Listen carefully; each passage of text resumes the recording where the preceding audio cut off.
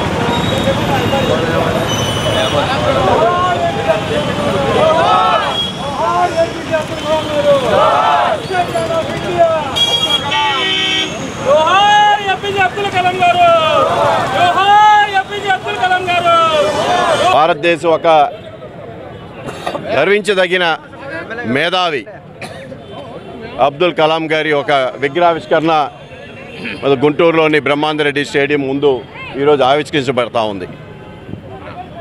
ఆయన అత్యంత కింద స్థాయి ఒక పేదరికంలో ఉన్న కుటుంబంలోంచి ఒక పేపర్ బాయ్ దగ్గర నుంచి యావత్ భారతదేశానికి రాష్ట్రపతి స్థానానికి ఆయన స్వయం కృషితో ఎదిగిన విషయం అది దేశ ప్రజలందరూ కూడా తెలుసు.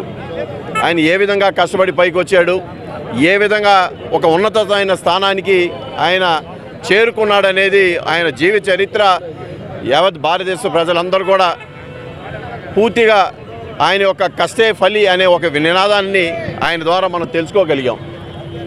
ఒక ఉన్నతమైన స్థానంలో ఉండి కింద స్థాయి నుంచి ఏదైతే భారతదేశంలో అత్యుత్తమైన సైంటిస్ట్గా పేరుగాంచి ఇస్రోలో ఒక ఉన్నత శిఖరాలకి యావత్ ప్రపంచం మొత్తంలో ఇస్రో సంస్థని, భారతదేశ సంస్థని ప్రపంచం మొత్తంలో కూడా మరి ఒక ఉన్నతమైన శిఖరానికి తీసుకొచ్చిన అబ్దుల్ కలాం గారు తర్వాత ఆయన సేవలు గుర్తించి రాష్ట్రపతి పదవి ఇవ్వటం కూడా ఈ ప్రజలకే ఒక గొప్పతనంగా భావిస్తూ ఉన్నా. ఆయన సేవలు ఏదైతే ఈ దేశంలో ఆయన ఇచ్చిన స్ఫూర్తి ఇవాళ స్కూల్ పిల్లల దగ్గర నుంచి యావత్ రాష్ట్రపతి వరకు కూడా ఆయన ఇచ్చిన సేవలు ప్రతి ఒక్కరు కూడా గుర్తించుకొని ఆయన ఆశయాల కోసం ప్రతి ఒక్కరు కూడా కృషి చేయాలని, కష్టే ఫలి అనే నినాదాన్ని మరి ఆయన ద్వారా నేర్చుకొని అందరూ కూడా ప్రతి ఒక్కరు జీవితంలో ఒక ఉన్నత శిఖరానికి అందుకోవాలంటే ఆయన ఆదర్శంగా తీసుకోవాలని చెప్పి భావిస్తూ ఆయనకి ఇవాళ ఘనంగా మరి ఈ విగ్రహావిష్కరణ రోజు మరి ఒకసారి ఆయనకి నివాళులు అర్పిస్తూ ఉన్నాను. ఈరోజు ఏపీజే అబ్దుల్ కలాం గారిది విగ్రహ ఆవిష్కరణ గుంటూరు తూర్పులో ఓల్డ్ గుంటూరు పోలీస్ స్టేషన్ ఎదురుగా పెట్టడం జరిగింది. నిజంగానే ప్రతి ఒక్కళ్ళు కూడా ఆయన స్ఫూర్తిగా తీసుకొని కష్టం అని అంటేనే ఏపీజే అబ్దుల్ కలాం గారు కింద స్థాయి నుంచి ఈరోజు మరి దేశం మొత్తం చెప్పుకునే విధంగా ఆయన ఈరోజు అన్ని విధాలుగా అన్ని రంగాల్లో అందరి పిల్లలకి కానీ లేకపోతే పెద్దోళ్ళకి కానీ ఏంటంటే ఏ స్థాయిలో ఉన్న వాళ్ళు చదువు పరంగా చూసుకుంటే చదువు కోసం పిల్లలు ఆయన స్ఫూర్తిగా తీసుకొని మరి ఏమీ లేని ఆయన ఈరోజు అందరూ నా వాళ్ళే అని అనిపించుకునే విధంగా ఈరోజు ఏపీజే అబ్దుల్ కలాం గారు ఆయన స్ఫూర్తిగా తీసుకొని ప్రతి ఒక్కళ్ళు కూడా ఆయన ఒక సైంటిస్ట్ లాగా చేశారు, అలాగే ఒక రాష్ట్రపతిగా చేశారు. అదేవిధంగా మీరు చూసుకుంటే అన్ని విభాగాల్లో కూడా మరి ఏపీజే అబ్దుల్ కలాం గారిని స్ఫూర్తిగా తీసుకున్నారు. ఖచ్చితంగా ఇక్కడ కూడా నిజంగానే ఇక్కడ మేమందరం ఏంటంటే ప్రతిరోజు ఆయన చూసుకొని ఆయన స్ఫూర్తిగా రాజకీయాల పరంగానే, ఎందుకంటే నైతిక విలువలు ఉన్న వ్యక్తి ప్రతి ఒక్కరిని కూడా సమస్ఫూర్తిగా లేకపోతే టైంకి చెప్పిన విధంగానే ఆయన వచ్చేవాళ్ళు.